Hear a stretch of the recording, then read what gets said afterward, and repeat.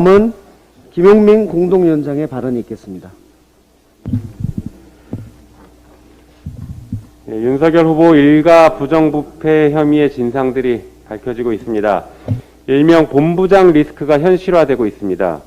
검찰은 윤 후보의 부인과 장모에 대한 수사를 하고 있고, 공수처는 윤 후보와 그 측근들의 검찰권 남용에 대한 수사에 박차를 가하고 있습니다.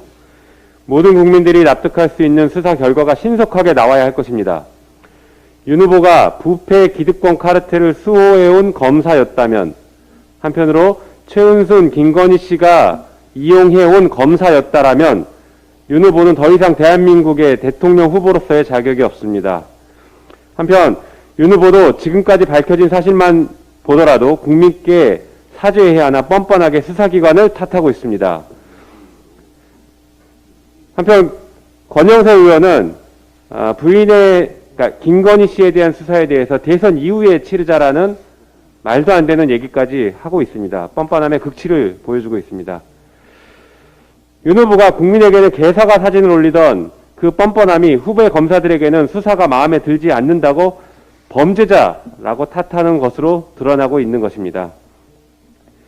16일 밤 주가 조작 혐의로 권오수 도이치모터스 회장이 구속됐고 영장을 청구했던 주가 조작 가담자 5명 전원이 구속됐습니다. 이제 검찰의 수사는 김건희 씨를 향하고 있습니다. 도이치모터스의 권오수 회장은 김건희 씨와 주가 조작을 했을 뿐만 아니라 헐값의 주식을 양도하여 엄청난 시세 차익을 안겨주었다는 의혹을 받고 있습니다.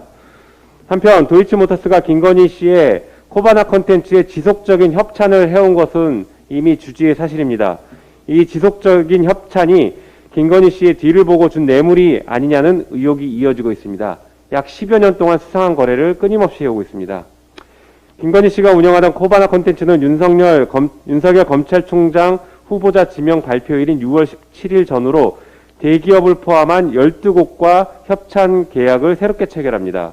지명 발표일 이전에는 협찬사가 4곳에 불과했으나 검찰총장 후보자로 추천되자 4곳에서 16곳으로 급증한 것입니다. 당시 후원을 한 업체 중에는 GS칼텍스, LG전자, 우리은행 같이 굵직한 기업들이 포함되어 있었습니다. 주목할 점은 이 세 기업이 모두 당시 검찰 수사를 받는 중이었다는 것입니다. 언론 보도에 따르면 GS칼텍스는 대기오염물질 측정치 조작 혐의로 수사를 받고 있었습니다.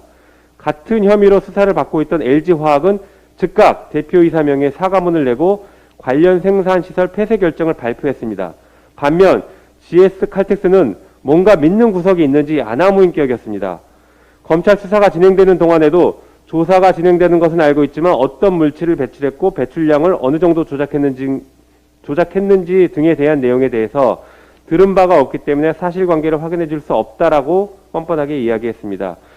GS칼텍스의 허세용 대표이사는 한술 더 떠서 2019년 국정감사 증인으로 부르자 해외 출장이 있다며 해외로 나가서 골프를 치다가 걸려서 뉴스에 나온 적도 있습니다. 국회도 무시하는 그 배경이 궁금해집니다. 코바나 콘텐츠의 또 다른 협찬업체인 LG전자는 계열사의 청주공장이 청주지검으로부터 압수수색을 당했다라는 보도가 나왔습니다.